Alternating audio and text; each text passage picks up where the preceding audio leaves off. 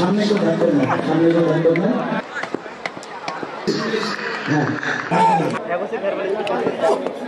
Congratulations.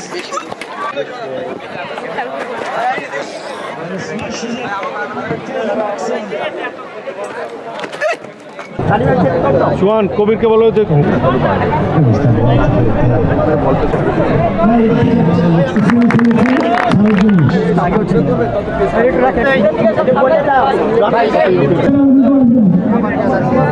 মঙ্গলবারই Barishal 12 কার্নিভালটা প্রতি বছরই Bangladesh cricket board আয়োজন করে। বোর্ড সভাপতি আমাদের লিজেন্ডারি ক্রিকেটার আমিনুল ইসলাম বুলবুল ভাই একদম ব্যক্তিগতভাবে মনিটর করে এই প্রোগ্রামটা করছেন।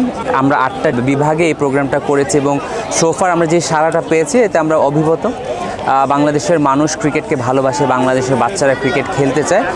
খুবই সুন্দরভাবে আয়োজিত হয়েছে এবং আমরা আশা করি এই ধরনের আয়োজনগুলো বাংলাদেশের মানুষকে, বাংলাদেশের বাচ্চাদের, বাংলাদেশের প্যারেন্টসদের ক্রিকেট খেলার প্রতি আগ্রহী করে তুলবে এবং উদ্বুদ্ধ করে তুলবে। আমি বরিশালের সন্তান, পিরোজপুর জেলায় আমার বাসা।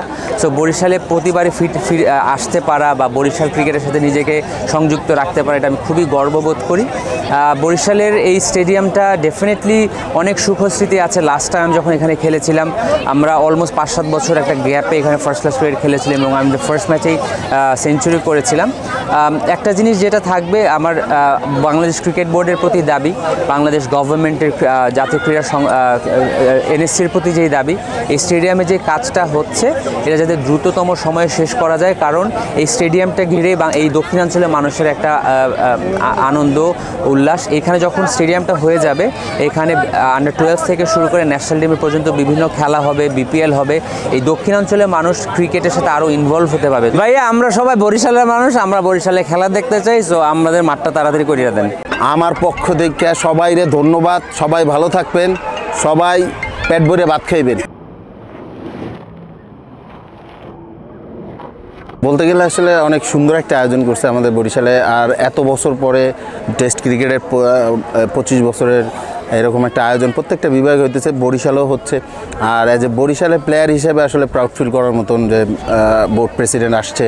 বলতে গেলে যখন বাংলাদেশের জার্সিটা গায়ে দিয়ে যখন মাঠে নামি, তখন আসলে কোনো কিছু মনে থাকে না।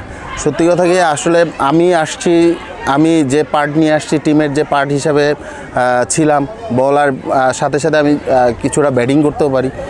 তো আমি যখন 100টা ফার্স্ট ইনিংসে যখন 100টা হয় আমার, তো আসলে ওটা বলতে গেলে ক্রেডিটটা সম্পূর্ণ হলো, বলতে গেলে এটা হলো ক্রেডিট দেওয়া হলে আমাদের তখন ক্যাপ্টেন ছিল মুশফিক ভাইয়ের। অবশ্যই বলবো যে ওনার বড় একটা অবদান, প্লাস আমাদের কোচ ছিল, তারও একটা বড় অবদান ছিল। হ্যাট্রিকটার পুরো ক্রেডিটটা আমি বলবো যে সাকিব ভাইরে দিতে চাই, কারণ উনি লেগ স্লিপে ফার্স্ট স্লিপের ক্যাচ উনি লেগ স্লিপতে ধরছে, এই জন্যই হয়তো বা এই অর্জনটা হয়েছে আমার। তো আমার এই ওয়ার্ল্ড রেকর্ডের পিছনে হয়তো বা এই 2-3 জনের অনেক বড় একটা অবদান। বরিশালবাসীকে অবশ্যই ধন্যবাদ।